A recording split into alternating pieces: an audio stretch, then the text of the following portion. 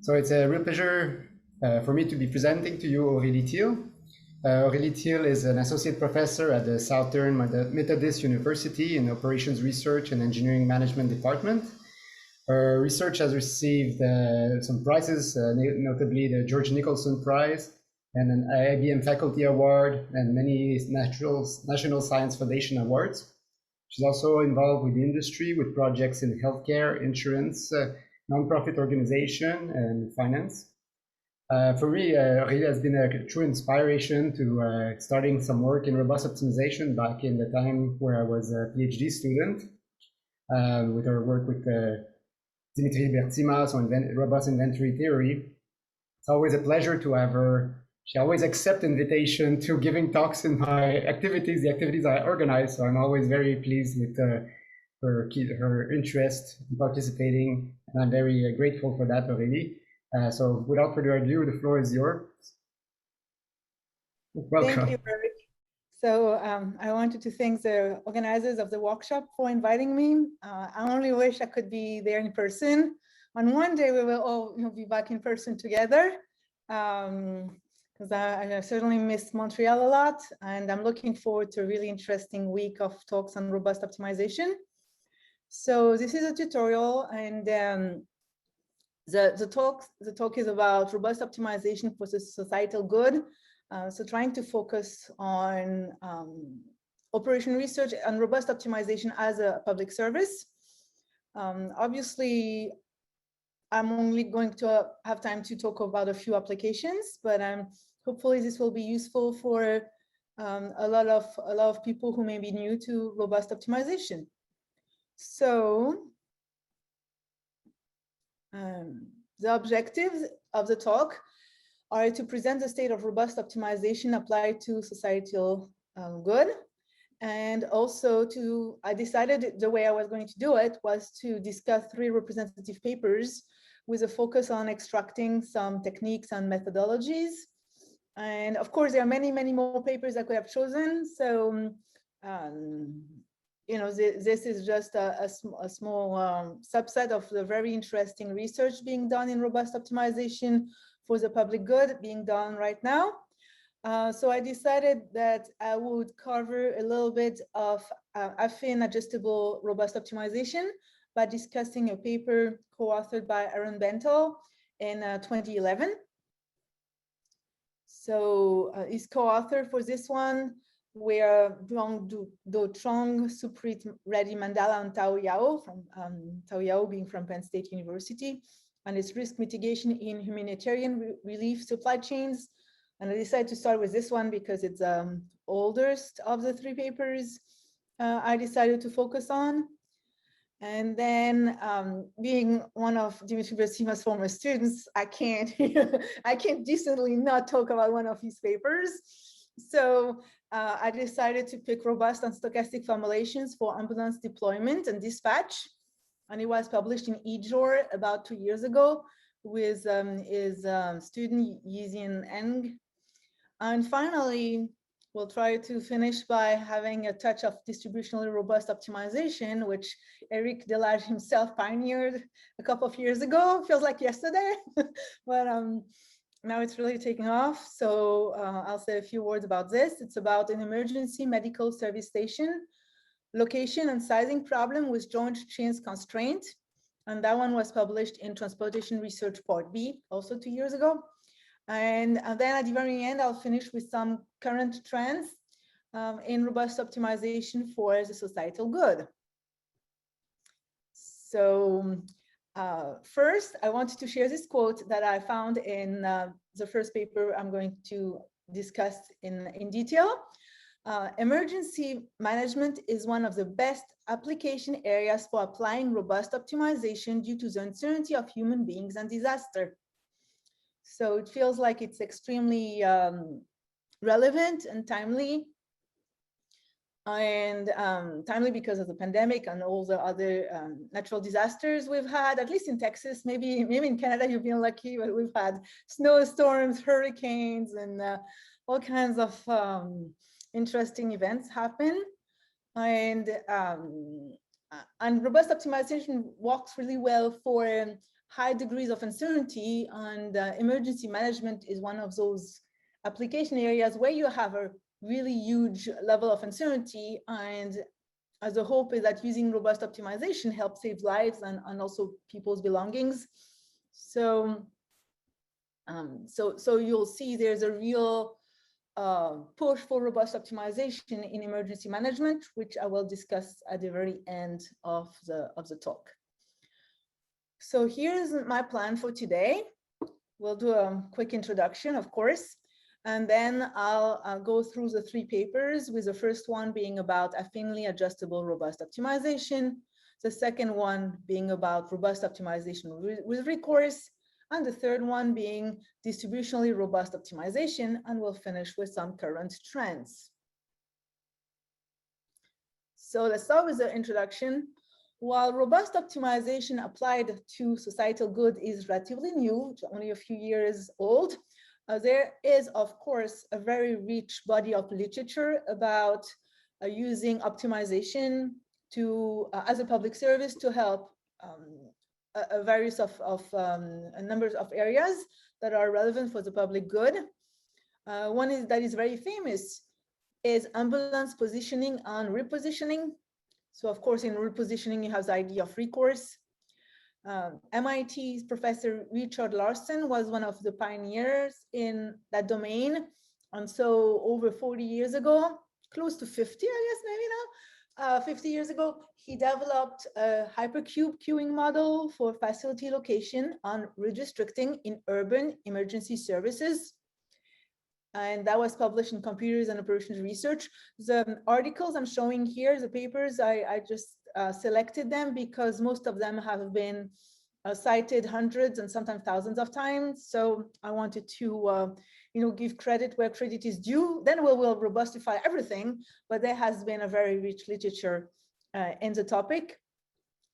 And so Richard Larson also wrote books and many papers about ambulance positioning.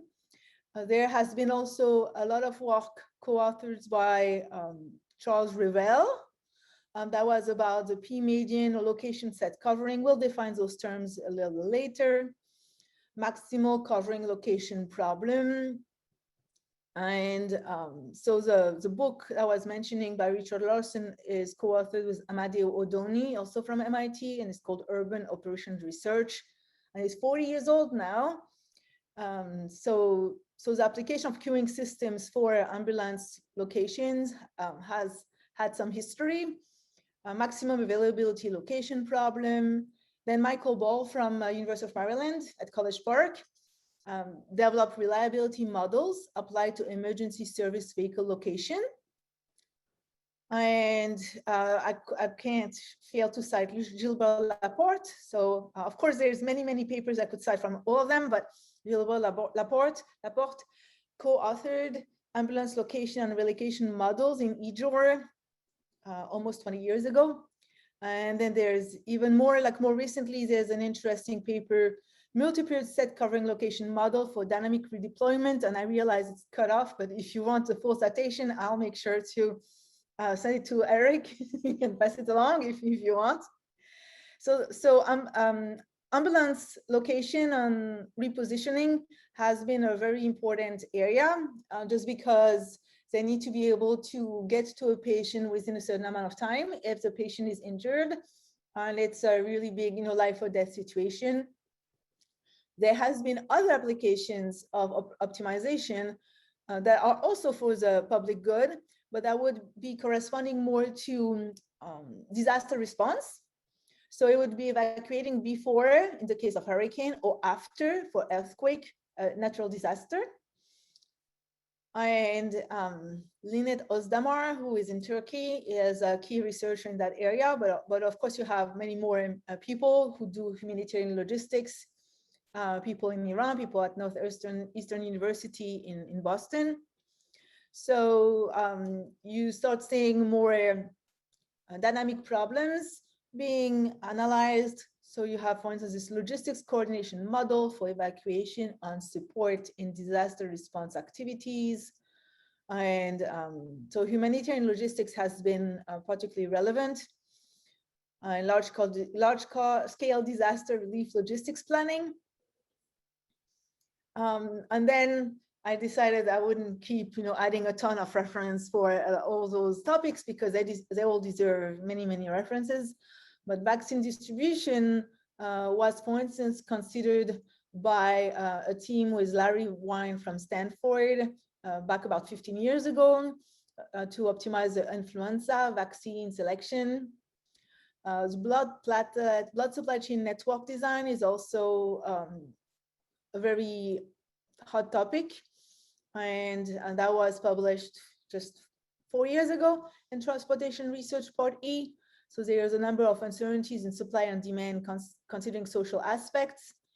And of course, healthcare facility scheduling, people like Diwakar Gupta at the University of Minnesota and Brian Denton at the University of Michigan have led the way in scheduling in healthcare facilities. And then you have even more applications, and that's my last one. You have the positioning of firefighting resources for wildfire management. And Lewis Temom from Texas A&M has been a key researcher in that area. And that's also about stochastic optimization. It hasn't used robust optimization yet. That is something I hope to do soon. So that's another one that, especially in Texas, has become very important because of the wildfires, both in Texas and California. And another application is health policy. And for instance, Margaret Brando is one of the experts in this field from Stanford. So there are plenty of optimization topics that serve the public good. And I just picked those three that are more about emergency services to illustrate some of the topics in robust optimization. So you may know by now, because you already had a couple of tutorials this morning, that robust optimization is about tackling uncertainty in the parameters of your problem. Many real-world decision problems in engineering and management have uncertain parameters due to limited observability of data, noisy measurements, implementations, and prediction errors. The following frameworks have classically allowed to model this uncertainty within a decision-making framework. So we have stochastic optimization, which was pioneered after World War II. So there's been a lot of work done about tractability, about two-stage, multi-stage stochastic optimization. So decision maker has complete knowledge about the underlying uncertainty through a known probability distribution. And robust optimization is about the decision maker having partial knowledge on the model parameters. And the interesting thing is, when robust optimization got started, even random variables were modeled as uncertain parameters. And as computational capabilities have advanced, people have been able to incorporate uncertainty on the moment distribution as opposed to modeling random variables as parameters. So there has been a lot of progress made in the field of robust optimization over the past decade or so. So we'll start with static optimization, static robust optimization. And the simplest way to define this is that static RO assumes a worst case approach over a reasonable worst case, which is computed over a user-specified uncertainty set. So the reason why it's reasonable worst case is because the user gets to decide the uncertainty set, and in particular, the size of it. So few decision makers in business would want to adopt a really completely ultra-conservative approach, because in business, so they want to make money. Typically, business people are willing to take some amount of risk in order to maybe make a profit. And so controlling the size of the uncertainty set was a game changer about 15 years ago. But so the constraints of the problem in static robust optimization need to be satisfied for all the realization of the uncertain parameters in the uncertainty set. And it's going to give us a tractable reformulation for many different types of problems. And as I mentioned before with this quote in the Benthal paper, robust optimization is very well suited for optimization for the societal good due to the large amount of uncertainty in applications to emergency management, disaster preparation, and other public good optimization problems. So typically, you don't have earthquake every other day, so you don't have a lot of data, so it's hard to have a probability distribution, but robust optimization can offer some interesting alternatives. So because it's worst case, you're going to deal with a lot of max-min problems or min-max problems. And the uncertainty could be of two different main shapes. The first one would be ellipsoidal uncertainty set, which was pioneered by Benthal and Nemirovsky in the late 1990s. What's interesting about this is that the robust counterpart of a linear problem with uncertain parameters is a SOCP, second order cone program. And I'll explain why during the third paper, the discussion of the third paper. It uses optimality conditions in nonlinear optimization to deliver this tractable reformulation. And there's no new auxiliary variables, so it's kind of easy for the manager to understand because it doesn't have more variables, it doesn't know what the meaning of. But so it changes the class of the problem you consider because you went from linear programming to second order cone programming. And Bertsimas and Sim, about 5 years later, came up with polyhedral uncertainty sets. And what was interesting about this was that the robust counterpart of a linear problem with uncertain parameters was still a linear problem, so the complexity of the problem was not changing. And the key technique is strong duality in linear programming. And there's an example in one of the papers I'm going to show you. So if you're actually just joining now this workshop and you haven't really seen robust optimization before, it'll make sense. One inconvenience or drawback is that it uses new auxiliary variables, which are the dual variables in the inner linear program. So some manager may feel that they don't really understand what those auxiliary variables are trying to tell them. So I wanted to point out the different methodologies involved. So for ellipsoidal uncertainty set, there were optimality conditions in nonlinear optimization that were involved. And for the polyhedral uncertainty set, there was strong duality in linear programming. So they're kind of very different techniques, although it seems like, well, it's just a different shape. And so you can see examples of uncertainty set. So on the left, you have box uncertainty sets, which are the most trivial uncertainty sets, but they're also very conservative because you're going to take the worst case approach for every single parameter. And then in the middle, it's a circle, could be an ellipsoid. So that's a little more reasonable because both parameters cannot achieve the worst case together. And then a polyhedral uncertainty set is shown on the right, where also you have less conservatism because both parameters cannot achieve their worst case at the same time. All right, so let's talk about the first paper, which is a Benthal paper with this co-author. So I'll just call it the Benthal paper from 2011 in Transportation Research Part B. Robust optimization for emergency logistics planning, risk mitigation in humanitarian relief supply chains. What was really interesting about this paper was that it dynamically assigned emergency response and evacuation traffic flow with time-dependent demand uncertainty. And they developed the affinely adjustable robust counterpart using a cell transmission model. And that was an example of outbound emergency logistics. There's a lot of literature in inbound emergency logistics, like where to pre-position supplies. Like if you think the hurricane is coming, you may want to get maybe a bottle of waters early on near the location of the hurricane, so you can get those bottles to the people who are affected really fast after the hurricane strikes. And this paper was interesting because it was more getting people out So it would be more like if there's an evacuation orders, how to get people out without having huge traffic jams. You may remember even during Hurricane Katrina about 15 years ago, there were a lot of pictures in the news about the long traffic jams because they had waited a little long to give the orders to evacuate. So again, it's a tutorial, so I'm trying just to share advice if you want to apply robust optimization, what are you supposed to do? So I'm hoping you leave the tutorial with some practical steps you could implement if you wanted to implement robust optimization in your own dissertation topic.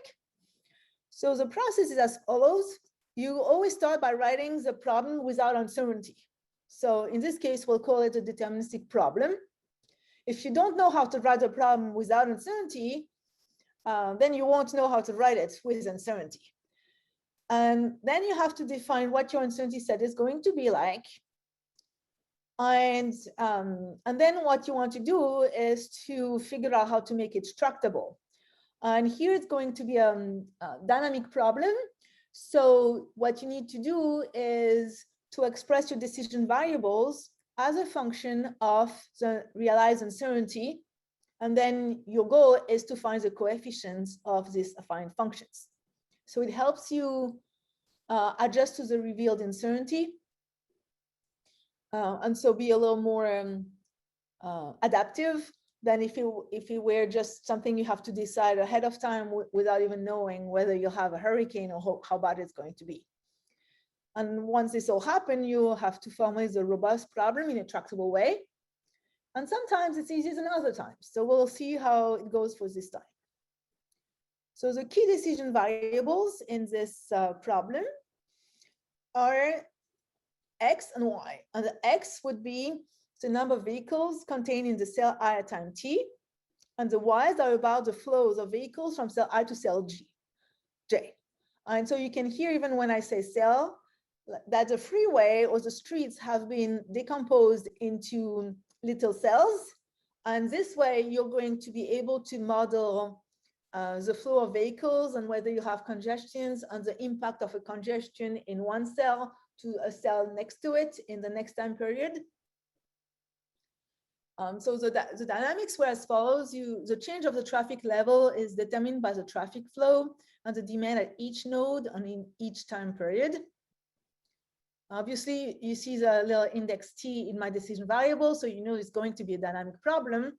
It makes sense, right? Because we want to have affinely adjustable, robust optimization. So we'd better have a time component. And then you're going to have some inflow constraints and outflow constraints.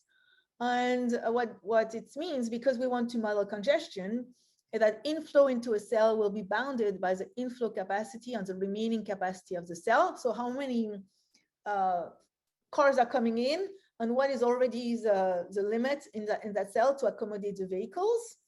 And outflow, similarly, will be limited by the outflow capacity and the current occupancy of the cell. So you can think the outflow capacity, do you have a one-lane street, or do you have a 4-lane or 6-lane highway? That gives you a sense of what the capacity is to get out of that cell. And so I told you we first start by writing the deterministic formulation. So this is what it's going to look like. There's a cost. The cost is time varying because you want to penalize situations where people cannot exit the cell by the end of the time horizon. So if the cell are not sync cell or safe cells, that would be the set big C little s.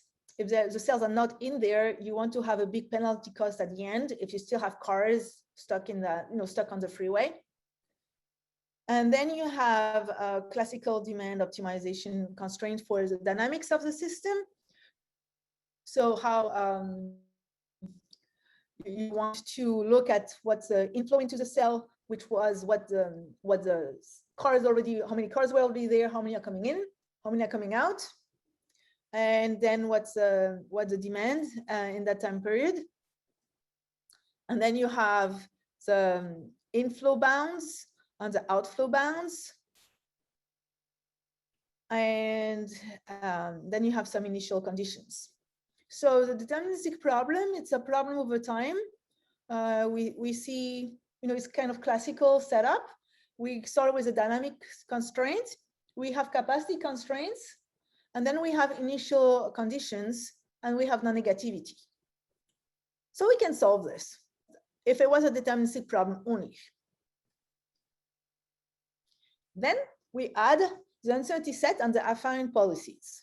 So the uncertainty set, interestingly, in this paper was chosen to be polyhedral, and the way it was modeled was with a bound constraints, and a bound on the total sum of the demand for a given node over time.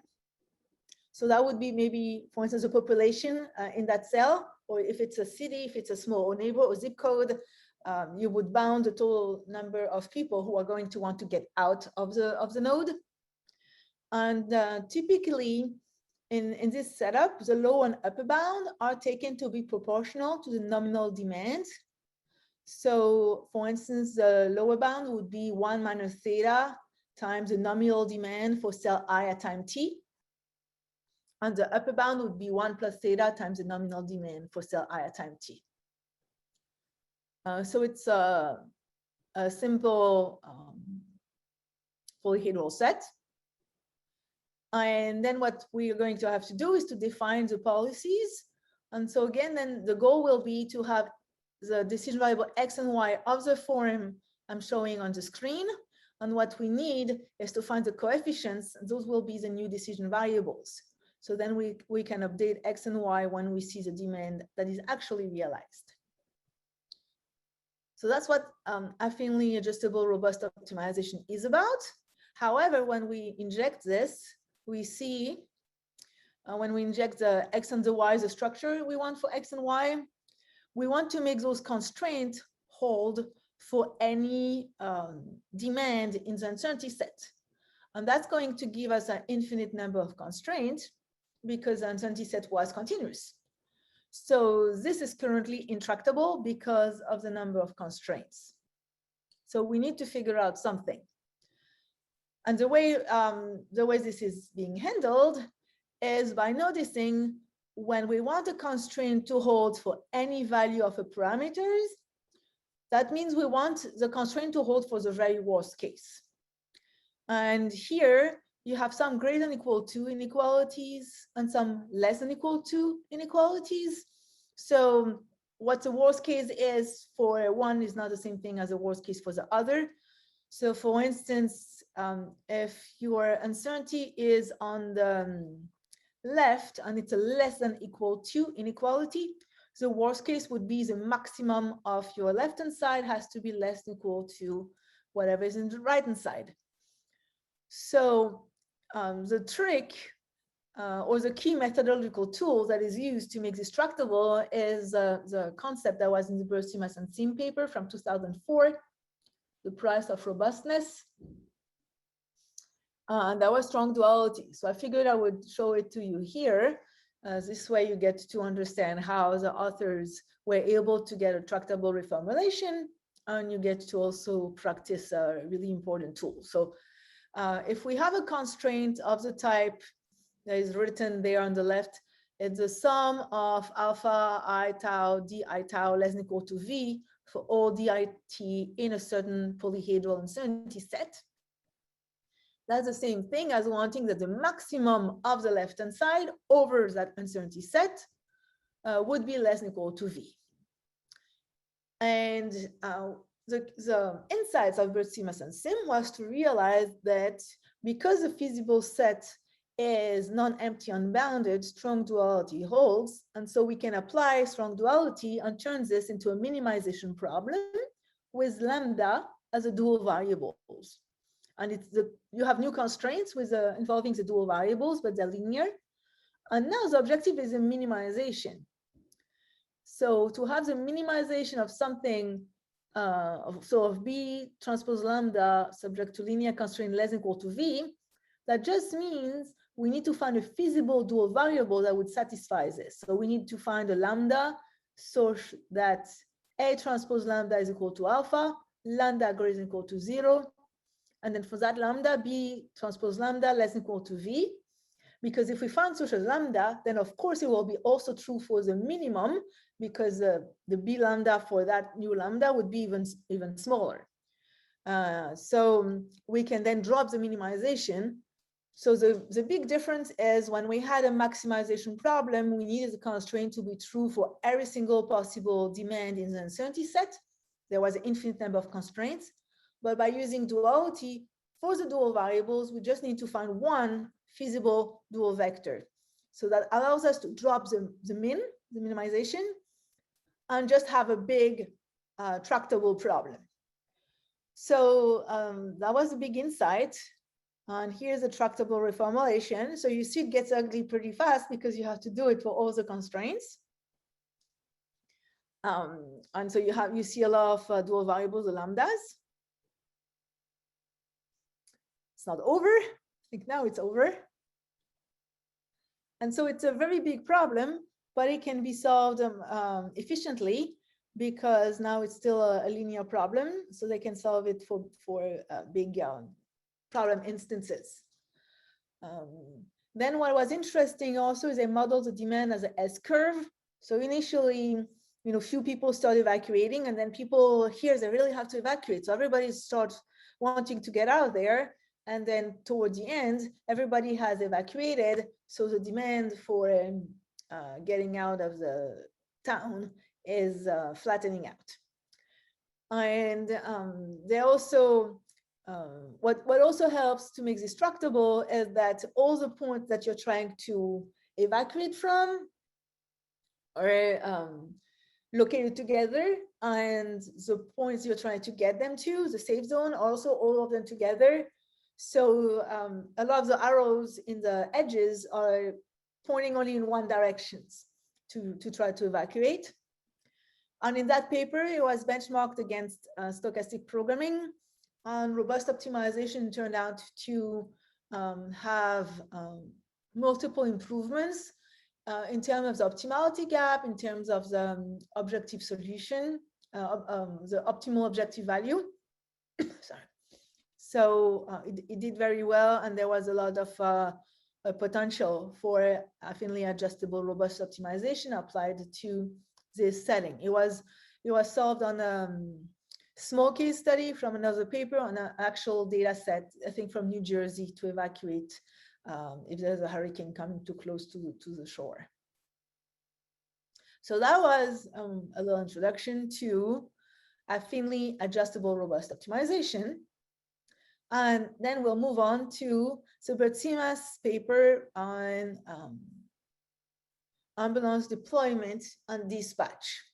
So again, it was published in eJoy in 2019. What's interesting about this paper is that it's a two-stage problem. And one thing they do to make this tractable is a column and constraint generation approach. So many years ago, robust optimization started as an alternative to stochastic optimization, because there were tractability issues involved with stochastic programming. But as computer capabilities have increased, and now we are at a stage where it's possible to inject robust elements into stochastic programming formulation. So so there's even more possibilities with robust optimization. And what they found is that their robust approach outperforms probabilistic approaches by achieving a reduction of 19 to 28% in ambulance shortfalls. And their approach requires only 70% of the total number of ambulances. So it's pretty significant, both in terms of the cost, because ambulances are expensive to maintain, and also in terms of improvement in the service. If somebody calls for an ambulance, you don't want them to not have an ambulance for a long time. So before I talk about the robust optimization aspect of that paper, I wanted to introduce a couple of definitions, just so that you can this way better understand the key problems in location planning. So set covering location refers to minimizing the number of ambulances that are needed to cover a given region.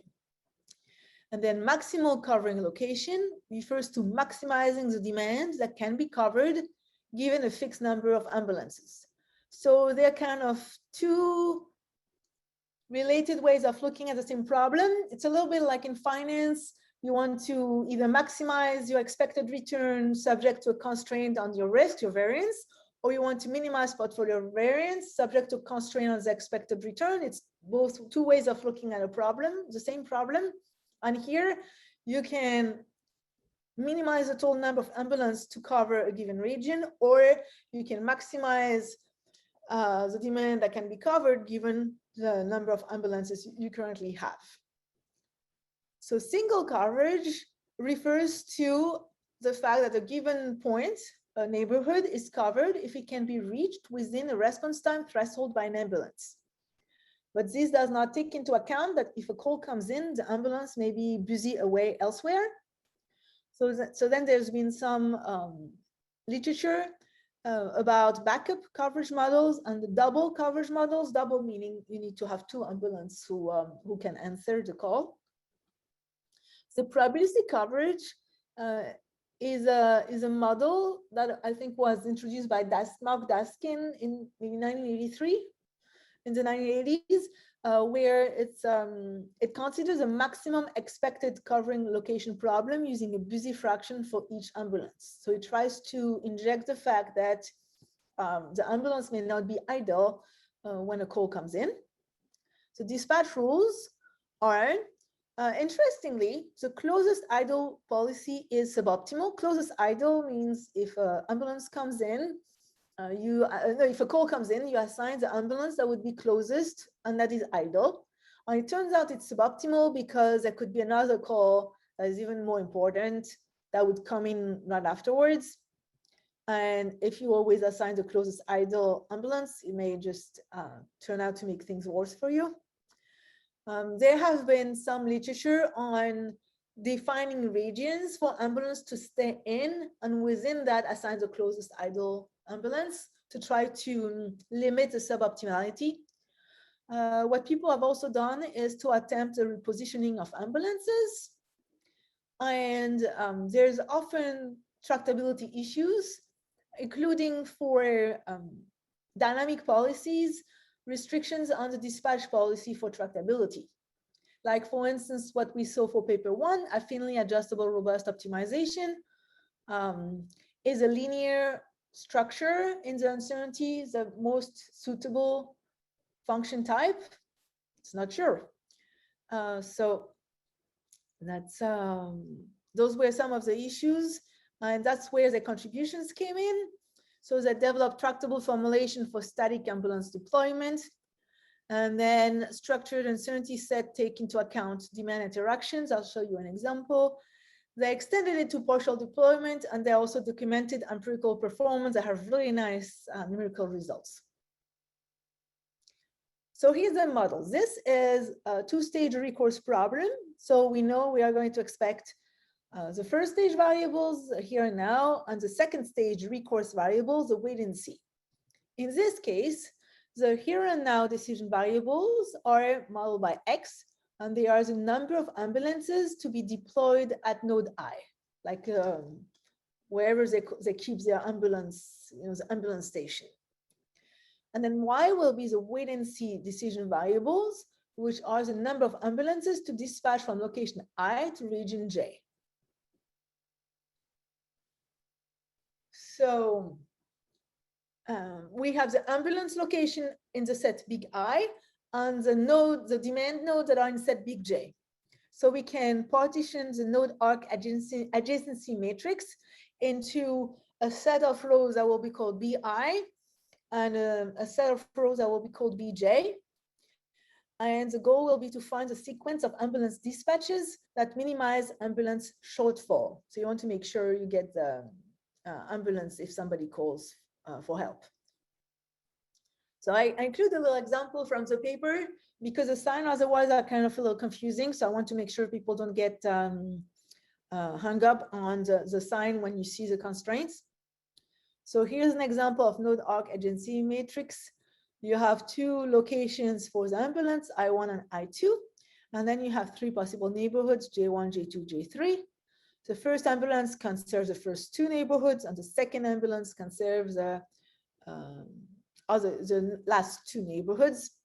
And so you see the node arc agency matrix can be decomposed into the first two rows being only about the ambulance location nodes, I1 and I2, on the next three rows being only about the destination nodes. So you can just order the row so it will look like this.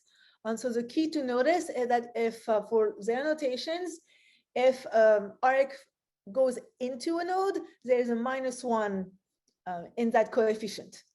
So that's going to be worth noting. Otherwise, the formulation may be just a little surprising. So that's an example of how they define the node arc adjacency matrix.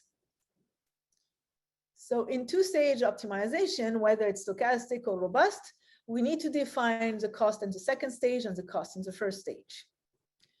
So the second stage is a cost that has a penalty if you can't reach a location with your ambulance within a certain time frame.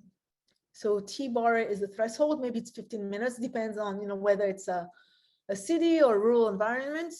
But that's a penalty cost if you don't maintain the service you want. And the D is a demand at the locations, neighborhoods, plus BJY. So this is why it's a little surprising, because people don't expect D plus BJY to risk not being positive, but because BJ has a negative numbers in it, that's why you have this problem. And so you want to make sure you meet the demand with ambulance you have. And the next constraint just says you can't dispatch more ambulance than what you have, because X was the first stage decision. The first stage problem then combine the second stage with the initial cost of buying or maintaining the ambulances. But it's worth also pointing out that in the stochastic framework, the second stage recourse problem will be evaluated using an expected value function. And in the robust case, the second stage recourse will be evaluated by taking the maximum of the second stage recourse over a certain uncertainty set that is parameterized by a number called alpha. So what is this uncertainty set? It's well known in the literature as documented by Richard Larson 40 years ago and many people after him, and that emergency calls tend to follow Poisson processes. They're actually inhomogeneous in time and location. So they're going to depend on the neighborhood. And what the authors considered was bounds not only on single individual locations or demands, but also local, regional, and global demand. And so, as you may remember, robust optimization works well if you can aggregate source of uncertainty, and that helps fighting over conservatism. So that's why it's also important to look at constraints in local, regional, or global. So it's also, it makes robust optimization work better. And it's also true that you are unlikely to have many neighborhoods in the same local region, for instance, all calling for an ambulance at the same time. So it's documented in practice as being an appropriate assumption, and it also makes robust optimization works well. So this parameter alpha is a little new. In the typical budget of uncertainty approach of Repositioning and SIM, you have a capital gamma, which is a budget of uncertainty, and the bigger the gamma, the bigger the uncertainty set. That is not the case here, because the alpha is a probability level, and the bounds for the uncertainty set that I've shown you are parameterized by this number, which is going to be the alpha value at risk. So for instance, if alpha is 0.01, it would be 99% value at risk of the negative of a Poisson process with an estimated parameter gamma hat plus a little epsilon that is just a tiny little numbers in case there was no observed demand in a specific neighborhood, so that they can still obtain non-trivial parameters. So those parameters, the gamma hat, we adjust the sample means of the demand using the historical data. And so it's worth remembering that the smaller the alpha, the bigger the uncertainty set, which is a little counterintuitive. So once we have defined the problem, we go back to trying to reformulate it in a tractable manner. So we start with the second stage recourse function. And again, the name of the game is going to be using strong duality. So this is second stage recourse function as a function of D. You see that the node ORC adjacency matrix has been divided into Bi and Bj like before. And as a side note, I wanted to point out the uncertainty on D makes this a problem of column-wise uncertainty, which is why traditional robust optimization, the static type, would not be well suited for this because it would make it really conservative. Robust optimization in a static version works better if you have row-wise uncertainty and not column-wise. So again, we want to minimize something. We realize we can take the dual. However, in this case, the y was integer, so we have an integer recourse. But it turns out we can still take the dual and have an exact solution. However, the robust formulation will then be quadratic because of the term in D transpose P, because you want to maximize over D. So D is becoming one of your decision variables, and you have just introduced P as your dual variables. So D transpose P is what's going to make this a less than pleasant formulation, because now it's no longer linear in structure. But so what the authors showed, and that's a very useful trick in robust optimization. So I hope you remember one of those tricks for your own work, that the quadratic term can be linearized by representing the demand as a small number of binary vector d1 to dk, and you can't know ahead of time what k is going to be, but k is chosen from the data once you see your actual data for your emergency services. And you need linearize this because the d are binary. So D transpose P will have simply be 0 if the demand is 0, and P for the right component otherwise. This linearization technique was also discussed in a related format in Gabriel and their co-authors in 2014. So linearizing quadratic terms is one of those very popular techniques in robust optimization.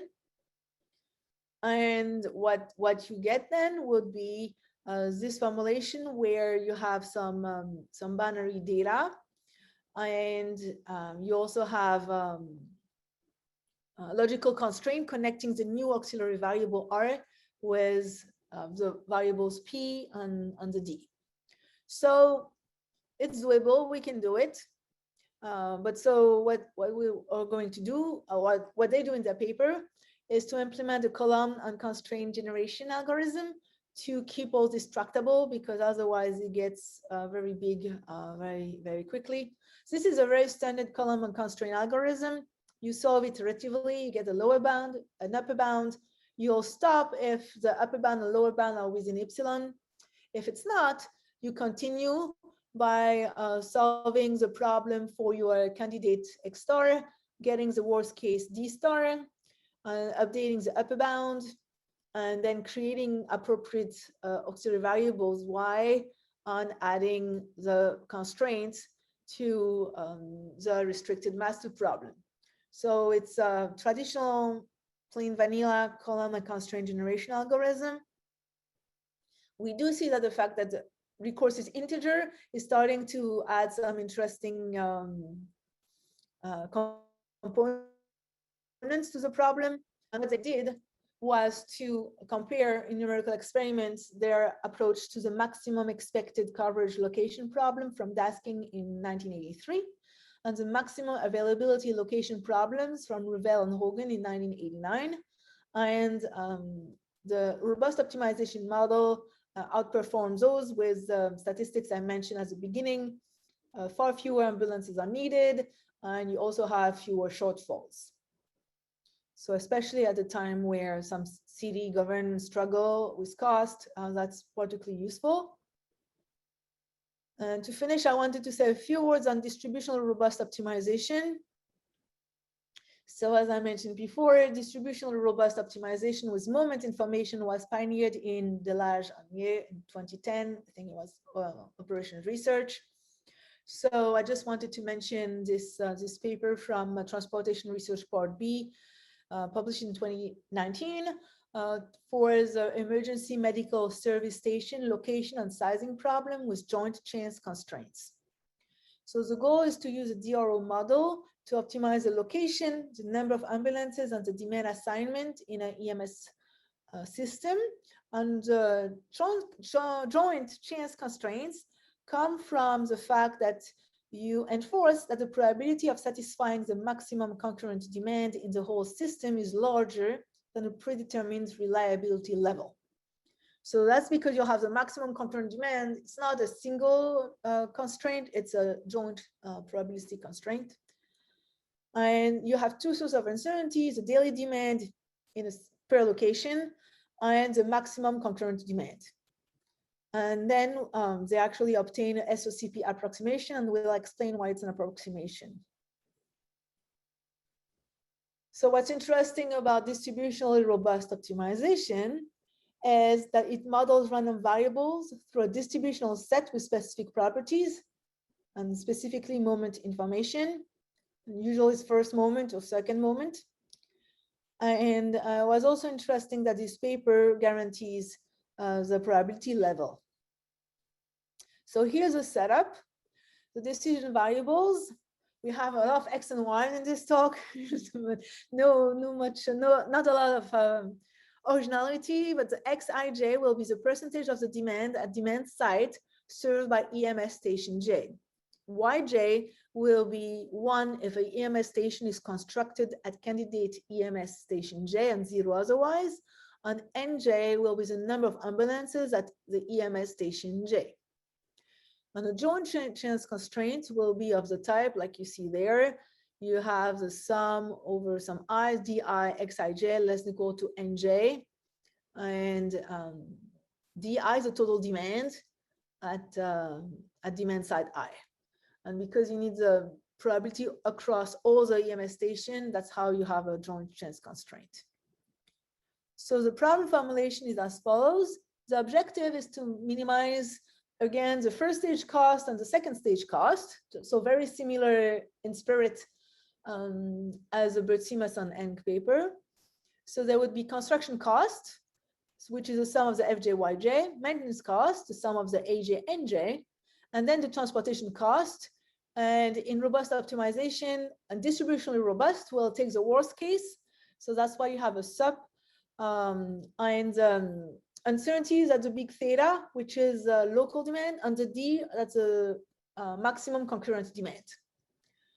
And then you have simple traditional constraints. You don't have ambulance at the site if it's not open. And the number of ambulances must be integer, which is also one reason why the formulation is complicated. The second stage recourse function needs to be explicitly written out. So that's the second part of the slide.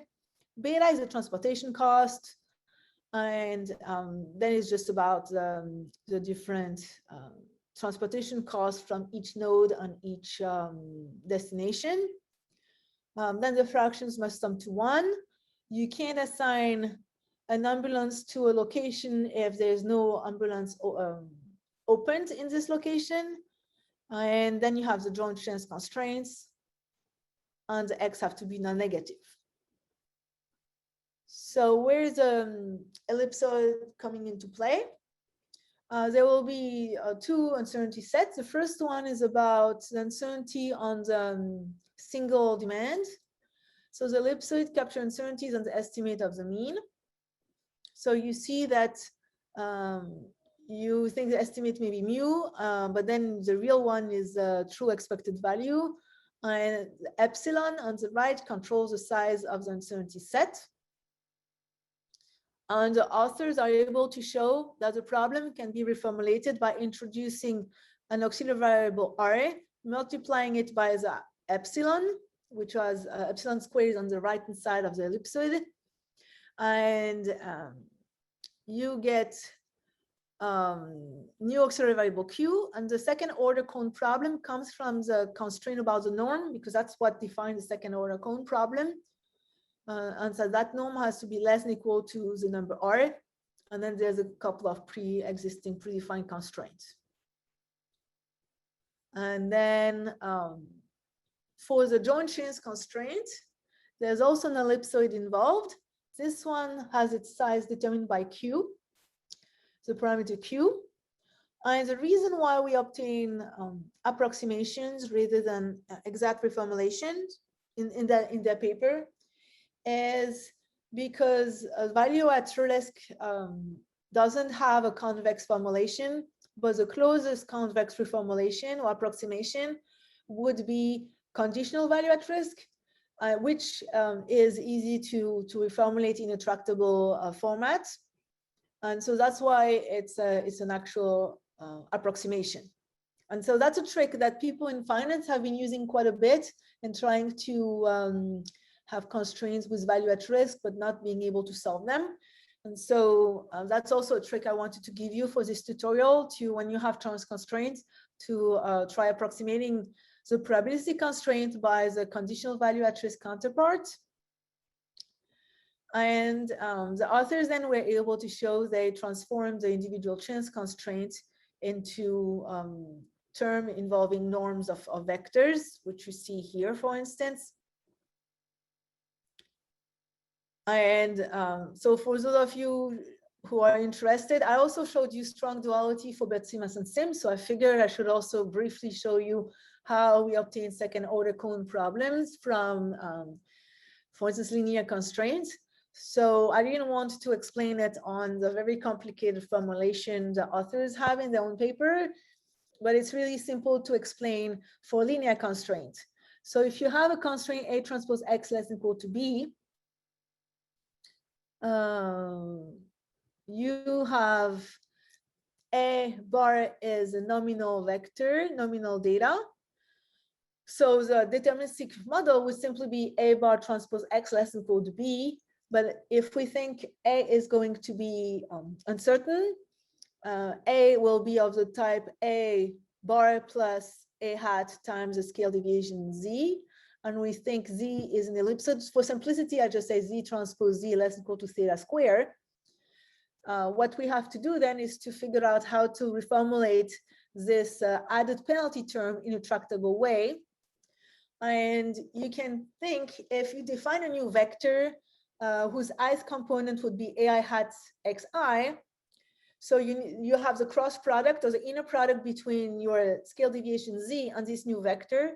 And so if you want to maximize that inner product, you need Z to be parallel in the same direction as this new vector AI hat xi, and to be of the maximum norm is allowed.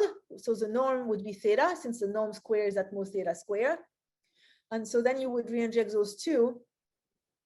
And that's how you obtain that the penalty term is the big theta times the norm of this vector that depends on the decision variable x. So that's how you obtain a second order cone problem, because the definition of second order cone problem will be linear objective, and then the constraint of the type norm of a vector less than or equal to something linear as decision variables. And the solution method then, because it involves integer recourse and integer variables, will also be to have an outer approximation through a cutting plane. So a lot of those problems involve approximation or iterative algorithms. Okay, so I just have two more slides and then we can open it up for questions.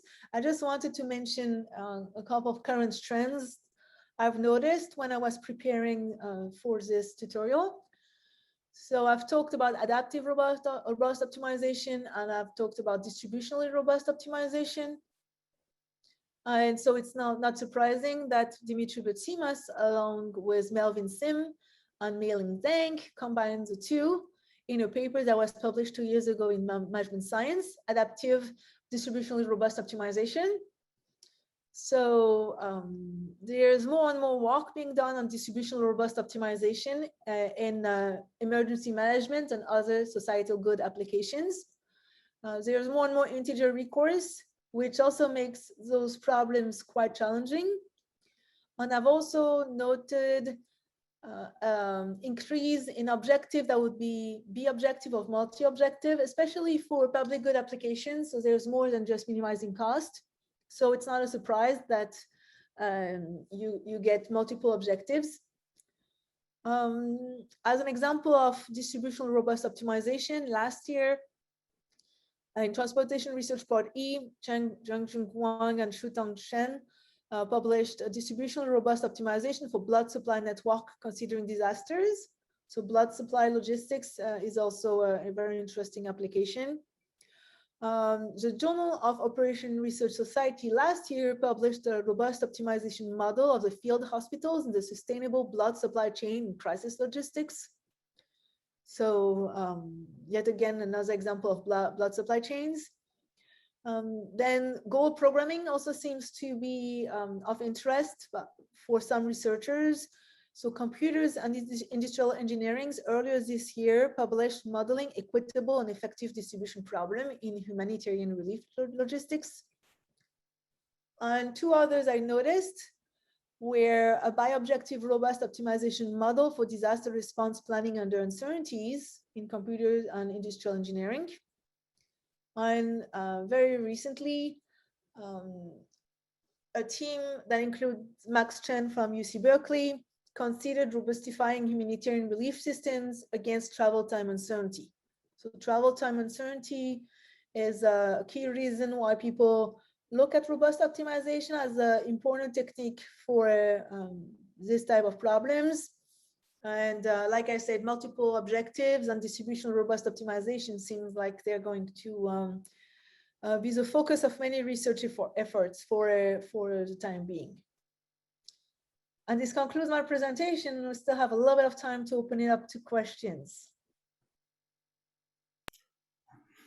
Thank you very much, Aurelie, for this great tutorial. It was very insightful, and it's very humble of you to be presenting a tutorial and using references where you're not a co-author.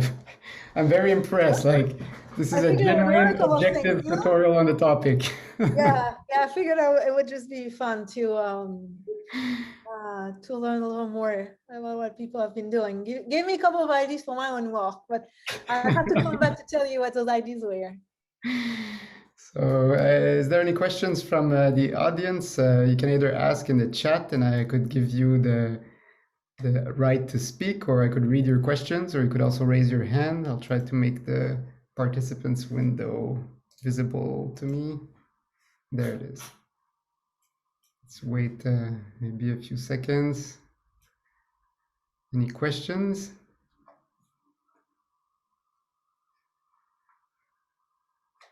There's a question about commenting more on the benefit of utilizing strong duality of the linear problem.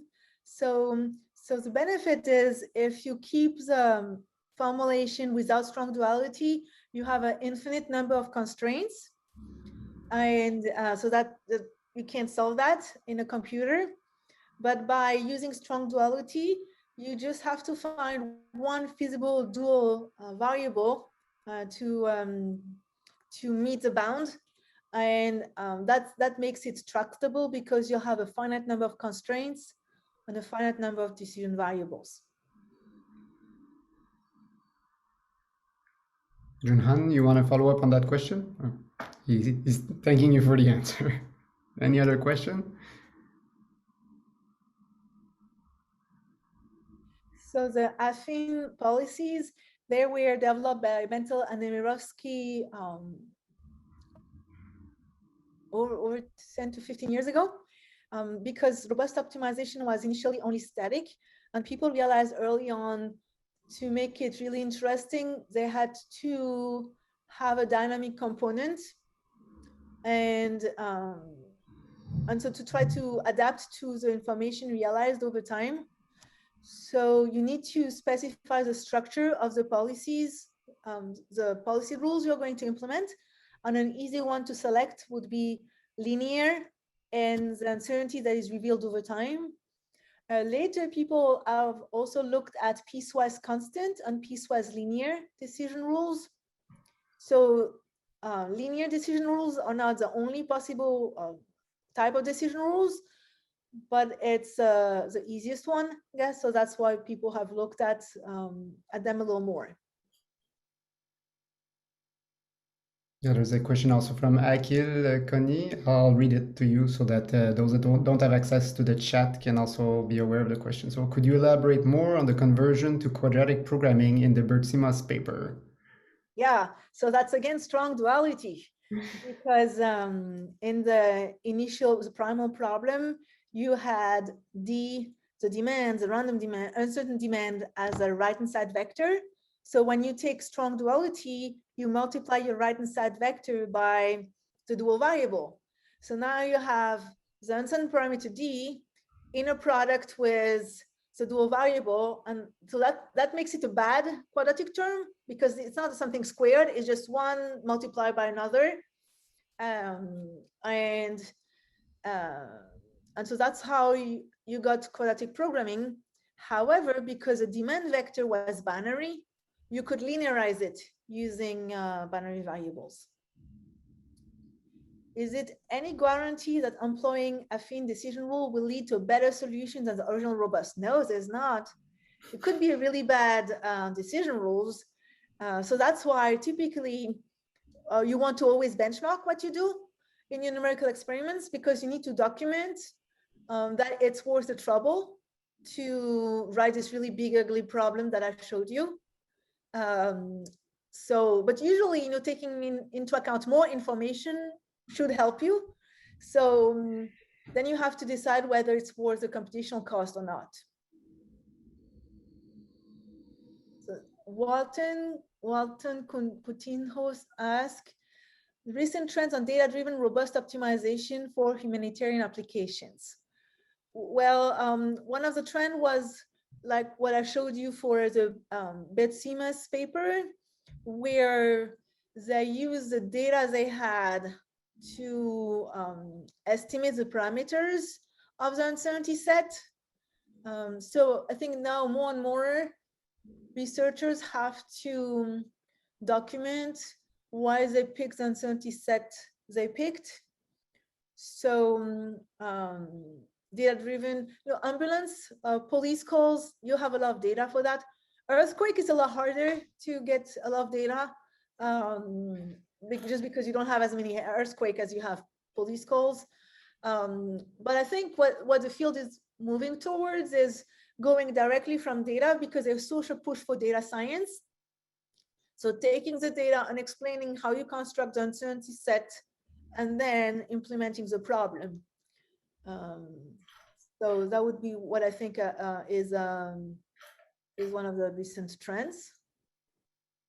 And Sutanu Majumbar mentions he found a package called RSUM.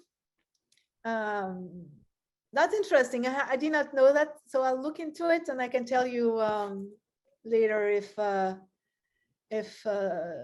that's useful or not. It's a good package for prototyping. I use it in my robust optimization course. Okay, so, cool. Okay. Well, I strongly recommend it. Huh? Approved by Rick, then it's a good package. Approved. Walter Wright has his hand up, and then Akil would like to unmute. Hi, Aurelie. Thank you very much for the tutorial. It was really, really interesting. Maybe a question. So I think that in humanitarian settings, oftentimes organizations use key expert assessment data type of, so they ask key experts on the ground what their assessments of the needs are and so forth. And then organizations, they rely on this data to make decisions. Can you comment a little bit about how we would go about using that type of information to define the uncertainty sets in a robust optimization type of approach? Yeah, so I've seen some of those papers you mentioned with those experts who have to, for instance, if you have a healthcare planning, you have the primary emergency care facilities, like the top-notch facilities that can deal with complicated surgeries, and you have other facilities that are much smaller, and sometimes they have to decide whether to downsize or to upgrade facilities. And so expert assessment would be what people see on the ground as the needs of the community, and whether they think, oh, this community is going to really grow, so in 5 years we'll have double the number of people, and things like this. So that would be that expert assessment. I think you could model it using robust optimization if every expert has an opinion as a vector, and then you need to combine those opinions as a convex combination. But you don't want to maybe use all the experts to avoid being too conservative. I think you could create uncertainty sets that are convex combinations of the individual opinions of the experts.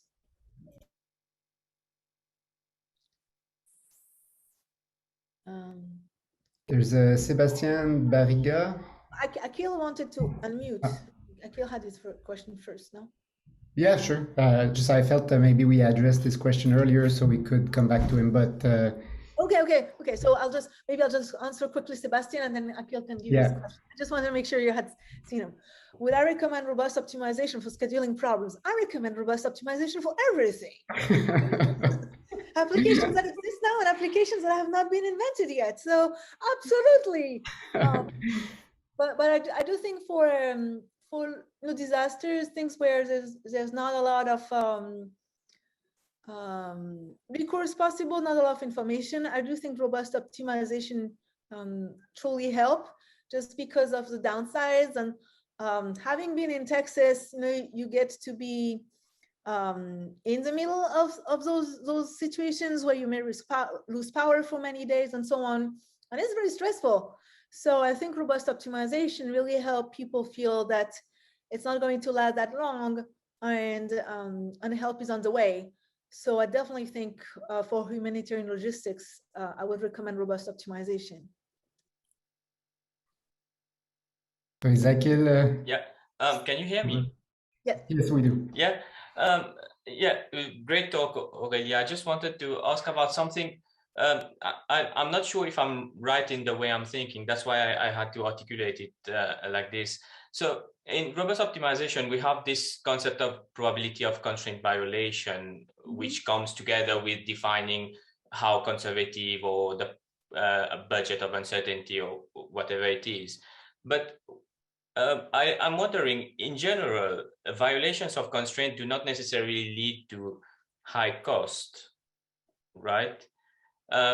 Is there a way to link violation of constraint or the budget of uncertainty with the cost being incurred in the robust optimization setting? Well, I think that's why robust optimization started adding a recourse element, because if a constraint is violated, it depends, like, do you do something about it? In practice, people adjust things. And so that's how people started looking at having a slack or surplus variable and adding a cost to the amount they're missing. Yeah, because it may, if it's really easy to adjust your constraints, then you don't really care. Why should it be a constraint to begin with if it's not really a big problem for you to have it violated?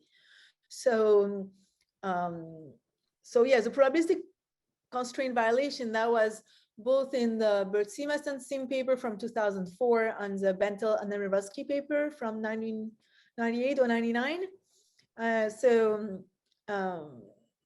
So I think now people try to have more recourse action, But for ambulances, then if you don't have somebody available, then you do have a high cost. You know, I mean, I know when an ambulance is called and it takes 17 minutes to arrive, people get upset. People, you know, people worry, and there's a high cost. Because the example I'm thinking about is somebody who was actually stabbed by a deranged person, and the police was called with an ambulance, and they took quite a bit of time to arrive. And so you have a person who was totally innocent, who is bleeding, and so the cost on them is pretty high. Thankfully, in that case, they were still able to save the person. But I think also this type of application for the societal good is one of the applications where you can really say, yes, not meeting the constraints has some really drastic consequences and should be really costly. If Amazon misses a delivery window, you know, it doesn't really maybe care. It's not really that important. But for ambulances and the police, yes, I think it is a high cost. Definitely, yeah, understood. Thank you.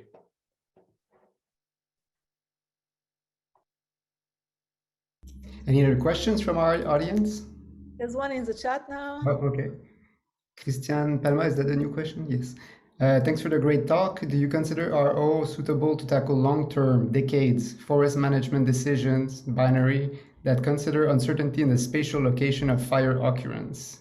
Very timely topic. That's what I'm working on now. So I think, well, at least it's short and middle term. Long term, your decades forest management decision, you have more about, you know, you have other decisions that come into play in terms of the risk mitigation and urban development decisions. So I think robust optimization would probably be better than stochastic programming, just because of the amount of uncertainty involved. I do think maybe showing the relevance for short-term and middle-term problems is maybe more important, just because of the fires I've been having in California. Like if we can't mitigate those fires, we're not going to have forests left, you know, in decades from now. Or the fires they had in Greece. So what I'm interested in is looking at how we can use robust optimization for short-term and middle-term fire mitigation, and hopefully, you know, if it has good results, then there will be more strategic decisions involved rather than tactical decisions. So hopefully, for long-term forest management, that would be very useful too.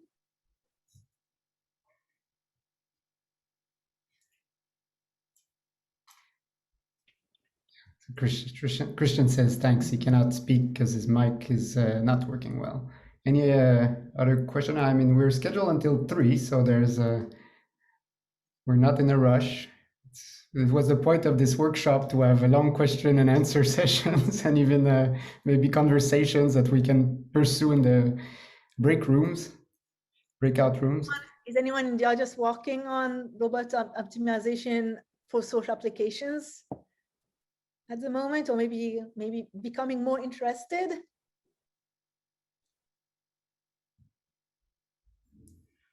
There's my postdoc, Chan Peng. You want to ask your question, Chan?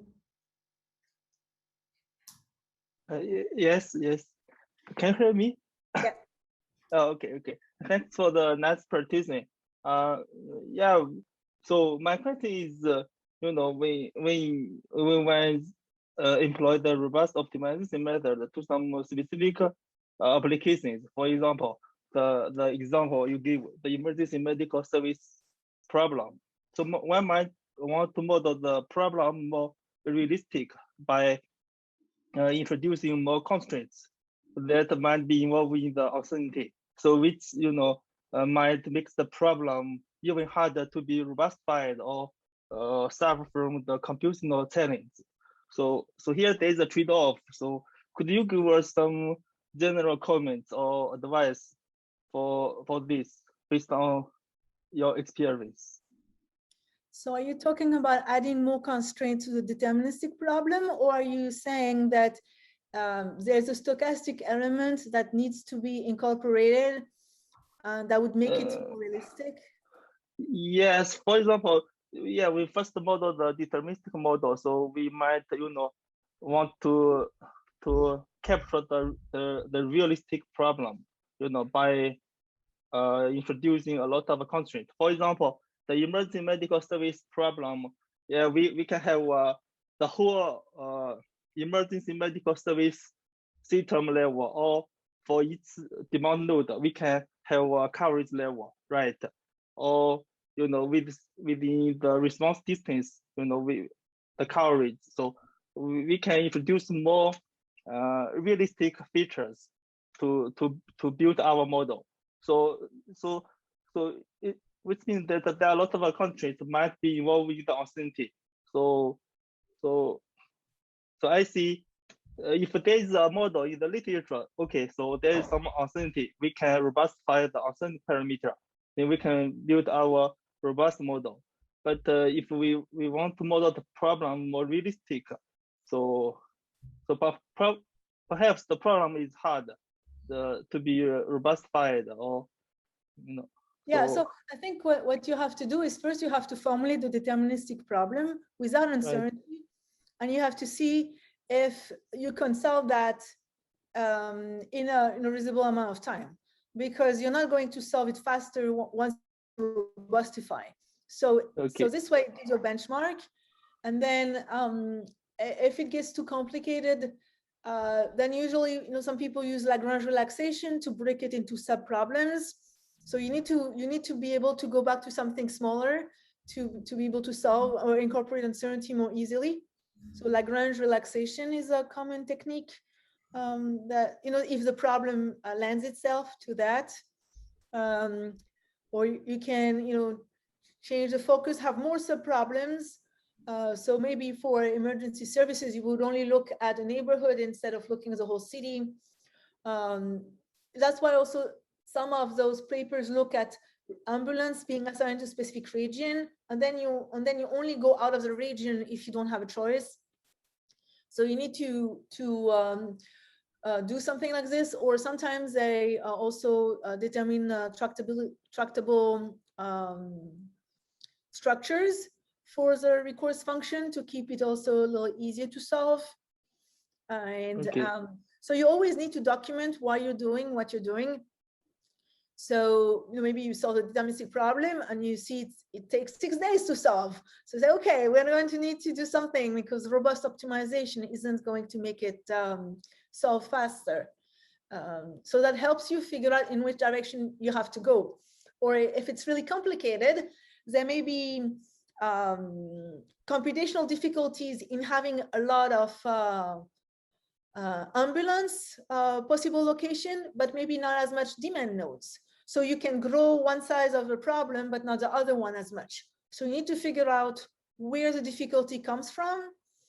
Is it the number of rows, the number of columns, what it is? So then you can have some heuristics. A lot of the papers I looked at, and those I mentioned at the end, they all deal with heuristics, approximations, constraint generation algorithm. Especially with integer recourse to keep it tractable, people just have to make simplification. Okay, thank you. There's 2 other questions. Maybe we can close the session after that. Mariam Darialal says, do you find the decision makers to be interested in the robust optimization driven solutions? Yes, I found the decision makers to be very interested. I think for people who are not very technical in optimization, I think stochastic programming can be a little daunting, and robust optimization is much easier for them to visualize. And so, especially if you document it works better, and it's not very hard to understand what they're doing, because if you want to solve multi-stage stochastic programming, it can become very technical if you want to have a really good implementation of it. So I think we're moving towards any method that can be explained to decision makers easily is going to be popular with them. So I do think, especially multi-stage robust optimization compared to multi-stage stochastic programming, has some advantages. Because a lot of people, like a lot of managers, CEOs, they've never even seen probabilities. Like they did calculus 1 many years ago. So it's hard for them to understand what people do with probabilities in stochastic programming. But the multi-stage robust optimization is like, yes, there's a bound. I can tell, yes, a low bound, upper bound. So it's a little easier. And are there data-driven ways to model the uncertainty sets? Well, I would recommend starting with a paper by Betsimas and Brown. I think it was 2009 in operations research. So they explained how to use data to create those uncertainty sets. That was for a static robust optimization. So you would have to see who was cited that paper later to also define better uncertainty sets. I think we're moving more and more towards a situation where people need to explain which uncertainty set they pick based on the data they have, and so I would start with that paper by Brown and Betsimas and Brown, and for the scenario, building uncertainty set from scenarios. Great. Thank you so much again, Aurélie. This was very interesting. I don't know if you planned on like leaving the workshop at this point, or if you have a bit more time, perhaps we can also have discussions in a breakout room as we're waiting for the next talk.